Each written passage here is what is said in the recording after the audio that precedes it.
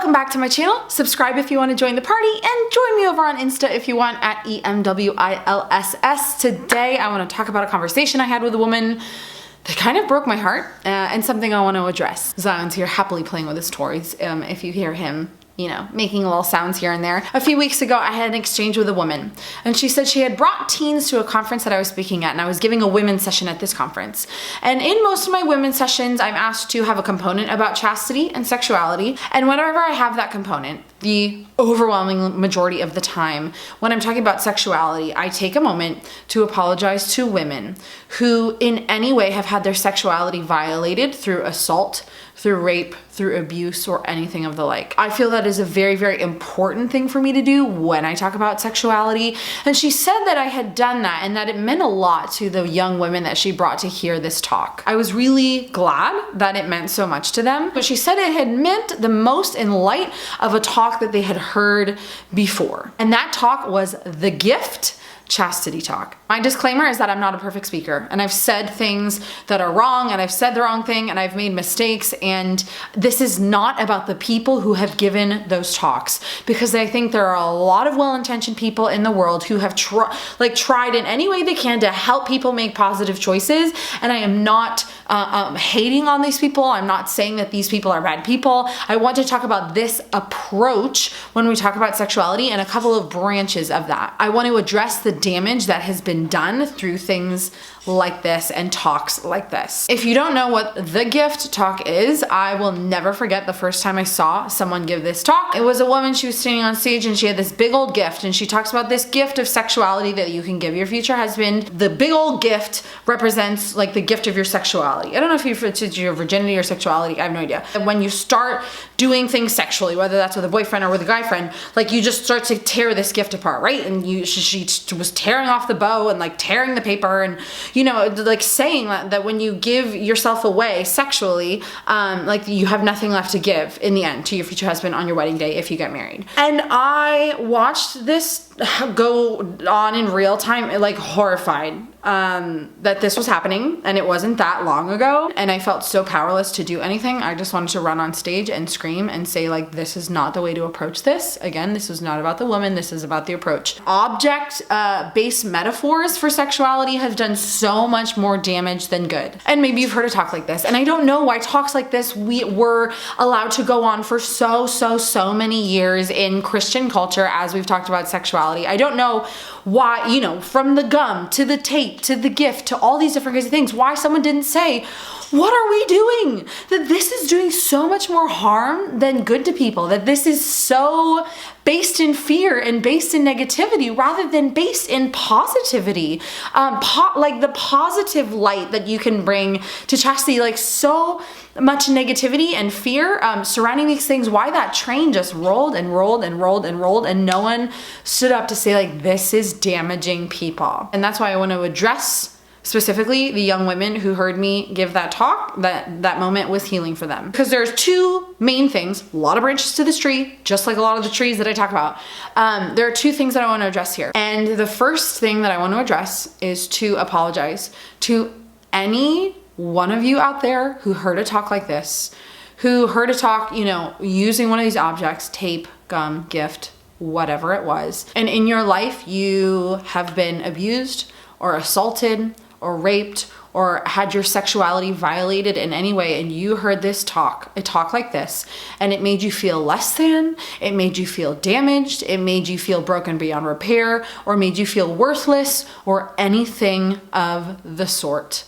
I am sorry. I've never heard anyone come out and apologize for this. If that is something that happened to you in your life and one of these talks hurt you or made you feel any of those things, I've never heard anyone come out and apologize for this and say that that was wrong. And I'm not saying I'm some hero or pioneer, but I want to tell you that. I want to apologize to you if you felt any of those things upon hearing any chastity talk ever. Maybe it wasn't, you know, an object based, maybe there wasn't a metaphor, but if any chastity talk ever made you feel worthless or less than or any of those things, I am so genuinely sorry. Because when we look at this, right, like the gift analogy, right, if you have been violated sexually at any point in your life, you think, okay, well, that's the gift, and my gift has been torn apart and given away, and there's nothing that I can do about that. There's nothing that I can do to get it back. It is opened and it is done for and it is done with, and that makes me damaged and that makes me broken, and it wasn't even my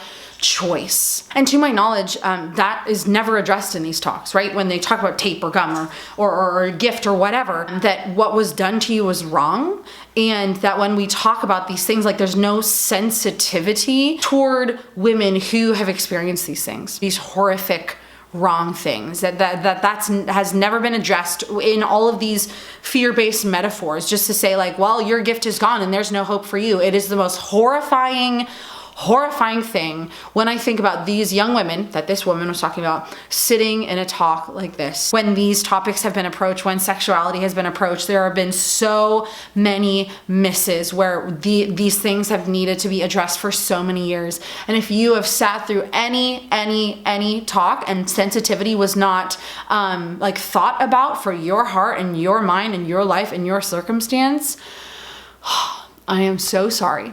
And I mean that with a sincere heart. Secondly, I think that these talks have done so much damage because the ones that I heard in my life had no focus on the fact that you can change your life. If you decide that you want to change the decisions that you're making, for whatever reason that is, if you have done things sexually with your boyfriend, with a guy friend, if you have had sex as a part of every single relationship you've ever been in, and you think, this is not making me happy for whatever reason that is, and you think, I want to change this, these kind of talks and this approach leaves no room for that. Because I've talked to too many women who have heard talks like this, and the gift or whatever it is a horrible analogy, because anyone who has made choices regarding their sexuality to bring sex into their relationship, whatever that looks like, feels like, well, the tape has lost its stickiness, right? And that, I think people use that as some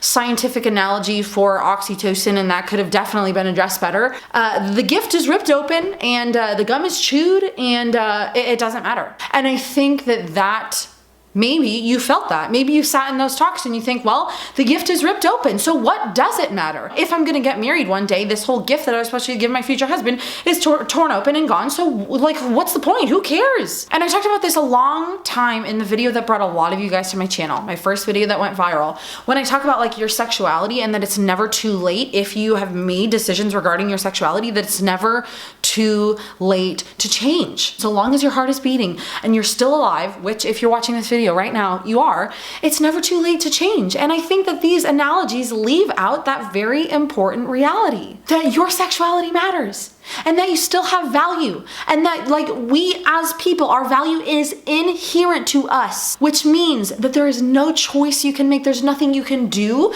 to decrease your value or your worth as a human being. There's nothing you can do. And like, I never heard that addressed in these damaging chastity talks, that there is room for repentance, there's room for change, there's room for you to say, these decisions, if this is something you, like a place you come to and you're like, these decisions are not making me happy and I want to change. And I think that it's awful to think of how many young women, right, and young men, I'm not in young men talks, so I can't address that. But how many young women or even adult women have sat in talks and felt like, well, it doesn't matter, and there's no room for me to change, and there's no room for me to repent because it's all ruined anyway. And I want you to know that it's not all ruined anyway. That like when we have made decisions, again, I'm not talking about the women who had things wrongfully taken from them. When we have made decisions regarding our sexuality that we regret, that we want to change, we cannot undo those decisions, but we can make the choice to change moving forward. We can seek forgiveness from God if you're a person of faith. We can seek the forgiveness of God, and God, who promises to make all things new, isn't just saying that he can make all things new. And I don't think that was stressed enough. And I think that that's a tragedy. And so to those young women who were in my talk, I'm glad that was a healing moment for you. I honestly and sincerely am. God bless you, Zion. I honestly and sincerely am. And I'm sorry that you had to hear talks that were damaging to you. I think the tides are turning, and I think that's really important. And I've always tried to talk about sexuality in a positive way and talk about living chastity in a positive way because it's a positive thing. And I think that all of these analogies, these fear-based things, I think these object-based things need to go literally in the trash, because I think the one way to talk about sexuality is to actually talk about sexuality, not say sexuality is like this, but to actually talk about it. And I talk about that in my follow-up video, things that you should know before your wedding night, and you can watch that. I'll leave the link below, but I think that it's important to talk openly and honestly about these things. I want to be a voice that contributes to that change, contributes to saying this train needs to stop and we need to talk about this in a real positive way that takes into account all the circumstances that everybody, we can't take, when I talk to a room of 1,000 women, I can't take into account every single specific circumstance, but I think that we can talk about these things differently. My hope is always that I can just be a positive voice to talk about the beauty of our sexuality and living chastity, but also just encourage those of you who maybe are just learning about this for the first time ever, or have just come to know God and saying you know what, I want to buy into this. Anyone and everyone who has ears, who has a heart that's still beating, to know that it's not too late for them and they're not ruined and nothing's ever ruined. Yeah. I know it's a little serious, but I just want to change the conversation, and that's why I'm talking about this. That's all for today. A million branches to this tree, but those are a couple branches that I wanted to address in light of this conversation that I had with this woman. That was very emotional for both of us. So press the thumbs up if you like this video, and I'll talk to you soon. Bye!